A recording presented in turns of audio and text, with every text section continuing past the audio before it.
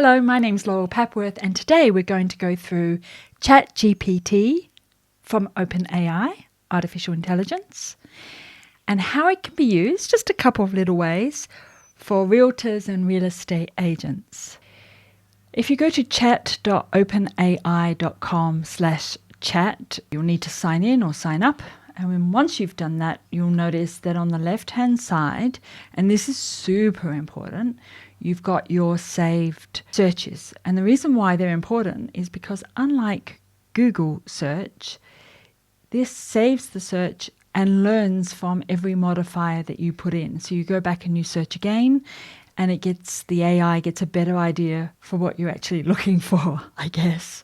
Yeah. So real estate, I want you to act as a real estate agent. So this is important because act as is a parameter, is a modifier. It gives the AI some structure to work with. So I could say, as if I'm a family with three children, or as if I'm an academic researcher, or as if I'm a realtor, and it will change its answer. My first request, remember it's going to be iterative, it's generative. We're talking about generative AI here. It adapts and changes with modifiers. My first request is I need help finding a single-story family house near downtown Sydney, or Newtown or Wollongong or whatever. And then gradually you'll add in how many bedrooms, whether you want a swimming pool, whether there needs to be a school nearby and things like that. This is how the AI responds. Sure, I'd be happy to help you find your dream home. So it's reversed the roles. It's now the real estate agent acting as if I'm the person looking to purchase or sell a house. Based on your criteria, here's some properties.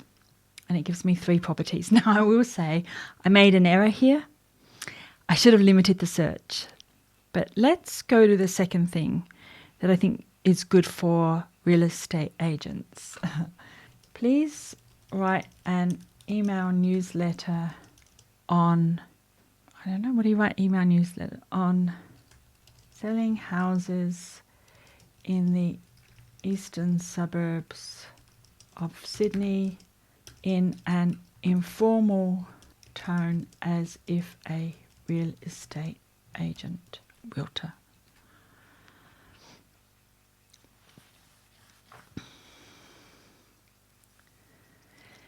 Now, one of the things I've said is an informal tone.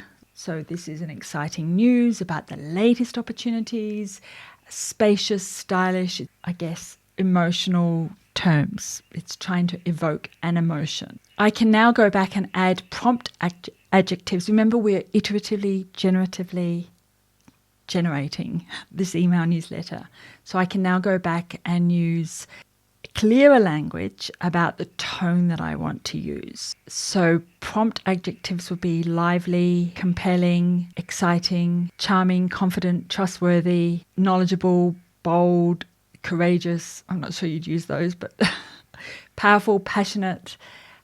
And it doesn't matter if I'm writing a short story or a poem or an email newsletter to clients or a description of a house. So I can also rewrite 3-bedroom, rewrite description. I prefer that. 3-bedroom house with pool and school nearby in inspiring way, tone, as if I don't need to keep writing this because it is iterative, but I just trust it more if I keep telling it who I am, as if a real estate agent. And then enhance, I think is the word I use, enhance. Notice it's still doing the newsletter because I didn't tell it to stop doing that. This magnificent 3-bedroom house is the embodiment of luxury and comfort. I want to buy this house. It doesn't exist, but whatever.